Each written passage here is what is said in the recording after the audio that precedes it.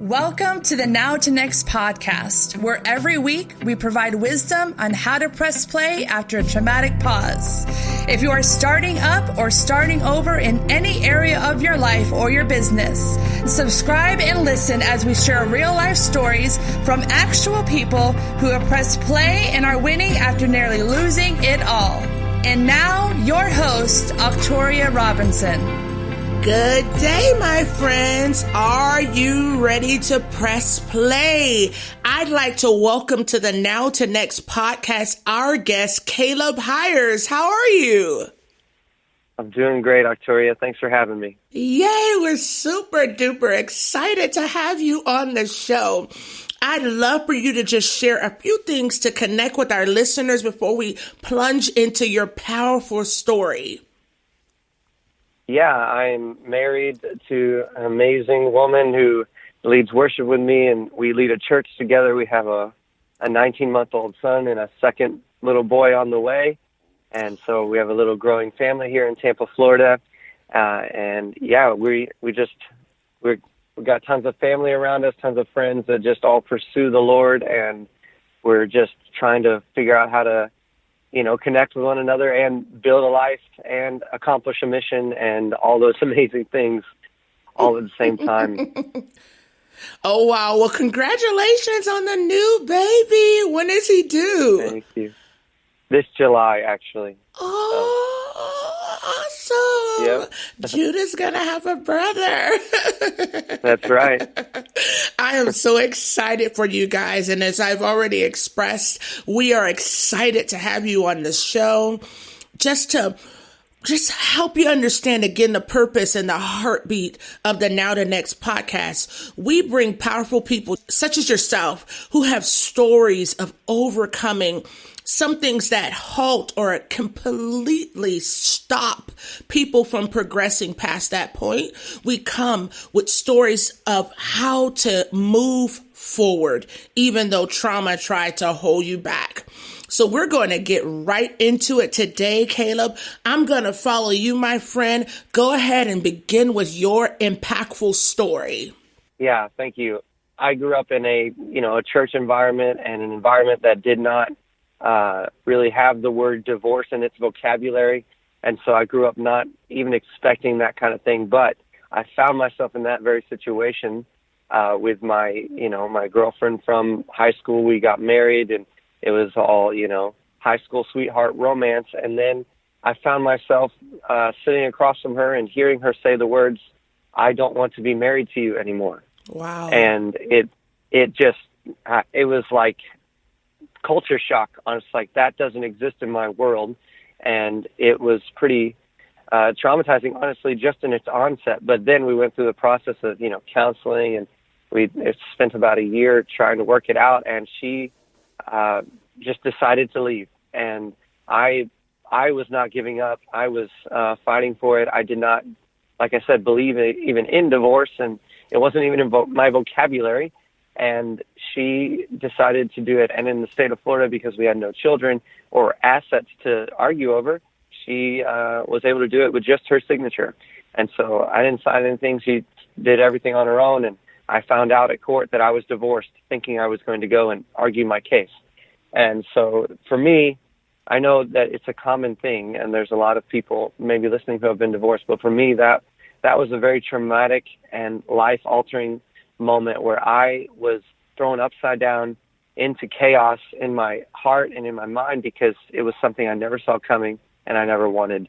And so I was really just put on my face and left by myself with just me and my guitar, basically, as I was pursuing music full time. And so I was thrust into that, and like I said, it was completely out of nowhere. And as it turns out, that there was an emotional affair going on. Those are her words, not mine. And so she got remarried soon after that. And so I went through a very intense time of healing and pain that I never saw coming. And I can relate to those who say, I thought it was great. I thought everything was fine. Obviously there were problems, but it just stopped me in my tracks. Absolutely. Now, Caleb, Whoa, that was a bunch that you shared right now. And thank you so much for being so transparent. And I could not imagine, even being far removed from it, that it still was a painful process that you can resonate with even to this day. But you said something so key. And the question that I believe may be in our listeners' heart right now is, how do you process something you did not see coming? Yeah, that's a great question. I can just tell you what I did, and I believe that it's helpful for others to take this approach. I thrust myself into community. I reached out. I grabbed hold of healthy people, and some people that I thought were healthy but weren't healthy. But even the unhealthy people I grabbed hold onto and said, help me, even them in their, lack of maturity or whatever, I can see how that actually ushered me through that time. I refused to isolate. I know something. I mean, I was taught godly principles, things like that. I was told that shame isolates. And so I was ashamed. I hated the fact that I was even going through it. So I knew that I was feeling shame. So I refused to isolate. I fought shame with connection. Wow. And so I reached out. I got people around me, and I mean, they helped me through. I had amazing friends that I could cry in front of. I can name their names right now. I mean, I'm still friends with them. So many people that helped me through that time. And yeah, I just didn't spend very much time alone in that time. You said you fought shame with connection. Now, I'm thinking again on the behalf of our listeners, where do you find that inner strength to fight for the very thing that's being broken in your own personal life, which is connection? How do you find that motivation to fight for something you're being robbed of? As you said, you ended up in court and you found out you were divorced, but yet your healing had to come through the very thing that was failing in your own personal life. Where did that come from? I think it came from growing up in a community of faith. I think it came from understanding that we need each other, that no man is an island, right? That I mean, no matter what you're going through, especially when you're going through difficult things, you need people. I mean, people are it's a community of faith for a reason. Even God himself, in my opinion, and I think this is theologically accurate, is a community. We have the Father, Son, and the Holy Spirit. God has never been alone. These three persons in one, obviously, but God is a community. God's called us to community, and I grew up with those roots in community in my church and having deep friendships, and I just knew innately in myself that if I chose to disconnect now, I would not get better. It was like 2 + 2 = 4 for me. So I guess my upbringing is what set me up for success in going through this trauma in that way. Now, I'm going to go a little deeper into your story, if I can, with this question. You shared so much about the power and the necessity of connections and community when healing, and I agree with that personally. But I tend to believe that there may be someone who is listening or will listen and say, well, if you're that in tune with connections and community, how did you miss the cues or the signs of your own personal connection with your spouse going in a direction that led to divorce? Great question. And for me, it's super complicated, but I can tell you that the signs and the flags were so even like deep within her and within us that I don't think we even saw it in ourselves, to the point where I don't know how anyone else could see it, because we didn't see it. So even the element of community is dependent upon vulnerability, right? And so I wasn't vulnerable enough with my own thoughts, with my own mind. She wasn't vulnerable enough with her own thoughts and her own feelings and things like that. Even with each other, we weren't vulnerable enough, so the lack of vulnerability with one another is what kept these things hidden. And then when they came out, they came in force, and it was over. I mean, over. Even though like I said at the beginning, I was willing to fight. I had to hear God, honestly, tell me, Caleb, let her go. Because I was willing to, just fight to the end. I was willing to wait for her. I was willing to do all that stuff. God released me from that. But I think to answer your question, we weren't vulnerable with ourselves. We weren't honest enough with ourselves in order for others to see the reality of what's going on. And so vulnerability is key to connection and community, and even to, preventing these traumatic things. So the leading question from there then would be is how long were you guys married? 3 years, 3.5 years. How did you guys end up in that space and place that you just spoke about right there? Did it start out that way, or at some point you guys stop deepening that level of intimacy through vulnerability? Yeah, I can't put my finger on exactly when it stopped, but I can tell you that somewhere between, the engagement with the rush of everything being focused on the wedding, I find that a lot of people focus more on the wedding than the marriage, and we did that, which is common, and it's a mistake. Your wedding is a day, your marriage is a life. Focus on the marriage, focus on that, not just the day. And so somewhere between the planning for the wedding and the first 6 months to a year of our marriage, I think for me, I just went into survival mode, because there were actually some damaging things that went in there. And this is vulnerable, and I hope it's appropriate for the podcast, but our intimacy was almost non-existent when we started our life together. There was a push for it. I'm being as gentle as I can. There was a push for it before the marriage and all the hormones raging, things like that. But as soon as, even on the wedding night, there was a lack of desire from her part, and there's pain that's rooted in, and there's difficulty that's rooted in from her past, and I won't share that to expose her or anything. But our intimacy was almost non-existent from the beginning, and I just clicked into, okay, I guess this is just what people go through. This is just something we have to work through. It'll take a few years, and I didn't know that it was actually just a deeper issue. I thought it was normal. And so when I started coming out about those things and being vulnerable, like with people like my dad and things like that, their jaws dropped. They're like, you what? You guys aren't intimate except for this many times for over the course of a year. What? So something I thought was normal because it was my only context, because I'd never been married before, was absolutely not normal. And it took that vulnerability to even know that. Wow.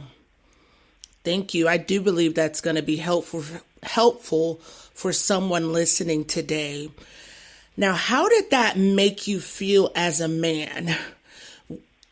I'm sure there are male listeners out here who face that and either are ignorant to it, or in denial of it, or absolutely riddled with shame because they are not having a level of intimacy that they envision or desire with their spouse. And they're not even talking about divorce yet, but that is impacting them emotionally. How did you process that as a man? Yeah, it took the divorce for me to even begin processing it, to be honest with you. Like I said, when you're in a situation like that, when I can just speak for myself, it was survival mode. It was not, okay, let's make this better. Let's just get through this. Let's just get past it. Let's just put your head down and make it happen. I'm a go-getter. I'm a world shaker. I'll just go out and make it happen. If I need to go make money, I'll just go make it happen. I detailed yachts for a year and a half in my first marriage because I had to bring in the bills because, she was in school and stuff like that. So I was just in make it happen mode. So until something clocked me in the face and popped my head up to even look at it, I wasn't dealing with it. So I can tell you that for me, once I started to deal with it, it absolutely made me feel less than. It made me feel unwanted. It made me feel like I didn't have anything to offer.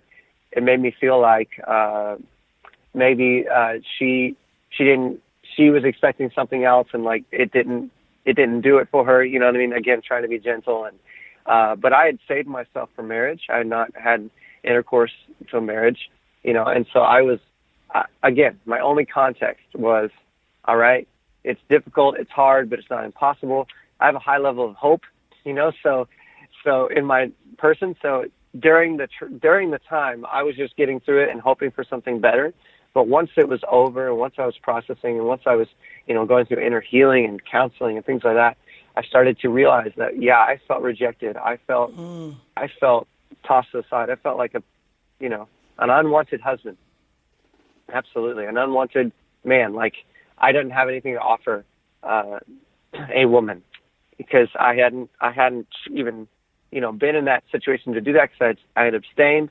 And then once I got married and it was legal, so to speak, it wasn't good, or it wasn't enough, or it wasn't satisfying or something. So it did deep in me plant a lie that I didn't have anything to really offer a woman.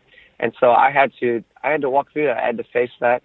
I had to really admit that to myself, and it was a painful time. But I had, again, amazing connections, amazing community, people that I just think are the best human beings on the planet, that helped me through all of this and helped me walk through it to the other side. Not get over it, but go through it to the other side of it.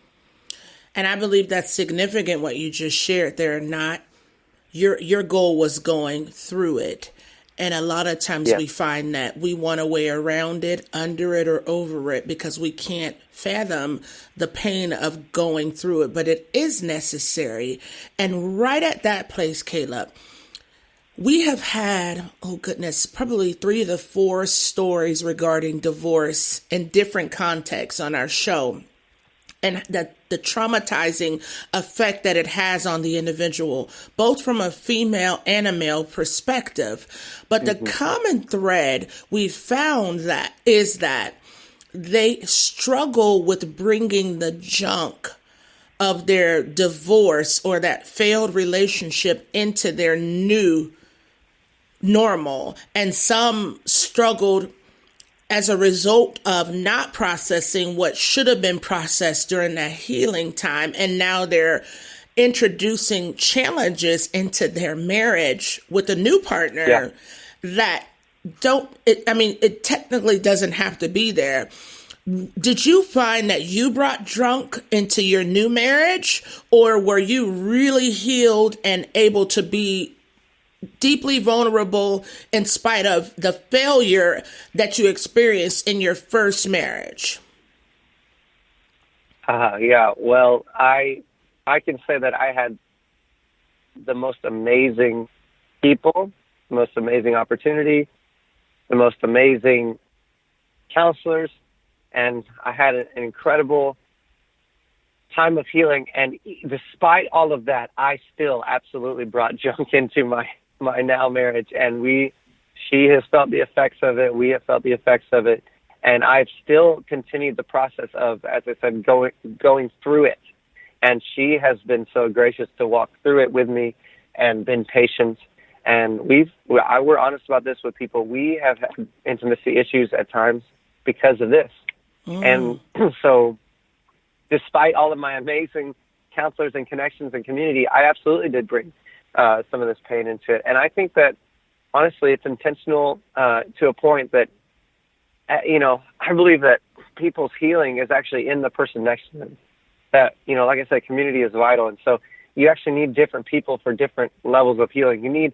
And I believe that my now wife, honestly, whether you think it's fair or not, she actually is a part of my healing. She's someone that God has brought me to heal my heart, to heal part of my my life, and so I couldn't be where I am today without her, because she's actually bringing me through another piece of that healing and helping me process it. Wow. That's a tear-jerking moment right there, to know that even though you're unaware of what someone you love needs from you, you have a responsibility to be that part in their lives if God has put you guys together for that purpose. So I salute your wife, and I'm really just blessed by you guys' story. So on a whole, what does life look like for Caleb now after this traumatic experience that could have stopped you from loving again, from having healthy relationships? You could have been isolated, disconnected, even losing yourself, but it doesn't seem like that was your portion. You fought hard because you expressed high levels of pain that this brought to you, but you didn't give up. What does life look like for you now? It looks like an absolute adventure. I got like, oh my goodness, so many amazing stories of where I've been. From this situation, beauty from ashes is really the only thing I can say as a good descriptor. I've been around the world. I've been to eight nations, ministering and celebrating Jesus. I'm actually heading out this week to Israel for my 6th time. Wow. And I just been launched into an amazing, God-focused, celebratory adventure where I have the most amazing friends. I have the most amazing people around me. I have the most amazing, as you said, my wife is incredible. And so I hope, at one part, I hope I'm not like making people feel, oh, well, he's got it all. I don't. And I don't want people, but I do want people to know, like, it's possible to come out the other side of your trauma and have a fun, amazing life. I mean, because I chose and, like you said, fought, and I pressed into God. I mean, really pressed into God, not just, at the conference center with my hands in the air. I mean, I was alone with the Lord, okay, hours in the Word, praying and crying out to God, saying, God, you need to touch me. You need to show me what to do. You need to show me who to talk to. And he did. And I've been around the world. I've started a church last year. We're doing amazingly well. I mean, it's been amazing. We started a school, a supernatural ministry. I have so many amazing friends, like my friend Octoria. I have so many amazing people around me. And I truly believe it's because I yielded myself to the process. I didn't run from my pain. I ran through it. I mean, I ran through it. And people would say, oh, how did you get, healed so fast? Well, I'm still being healed, but I got to a place where I could actually connect, like we've been talking about. I could actually connect. I could actually be vulnerable again. I could actually, as some say, love again. And if I told you about the giants and amazingly healthy people I have around me right now, I mean, that would be the fruit of just allowing myself to be vulnerable and allowing myself to go through it with an expectation of joy on the other side. And joy came. Absolutely. Absolutely. Wow. If I could sum up what you just said, I would say that it's worth running through your pain and not running from it. There is joy on the other side of your trauma. What others may have rejected in you, it becomes that magnet to others who God has purposed to be in your life, to love you, to connect well, to support you. I am so pumped as a result of the impact that I believe this story is going to have on so many listeners. Caleb, how can someone who was just like, just enamored and blessed, tremendously enriched by your journey, how can they follow or connect with you? Yeah. They can go to calebhyers.com. That's CalebHyers.com. I have a link to my podcast. I have a link to my books. I've written 4 books. I have a couple more on the way. And they can also check out our church if they're in the local area, The Resting Place Tampa. You can go to trptampa.com. And some great encouraging content on there as well. I'm on Instagram, Facebook under Caleb Hyers. And it'd be great to connect with anyone and even hear your story. I love talking to people. I love the internet. It's a great connection tool. Amen. Any last words for our listeners from your heart to theirs? Yeah, I would say run from shame and run through your pain. Absolutely. That will be a quote right there. Wow, that's powerful. Woo! There you have it, my friends. Run from shame and run through your pain. Remember, your end does not have to be trauma. It can be triumph. Until we meet again, my friends, you have an extraordinary day. Talk with you all soon. Thank you for tuning into our podcast today. For all things Launch Now, log on to launchnowus.com for info on products, resources, and upcoming events. We are looking forward to connecting with you and enriching your life through our next episode. And remember, you have what it takes to press play. Have a super duper epic week.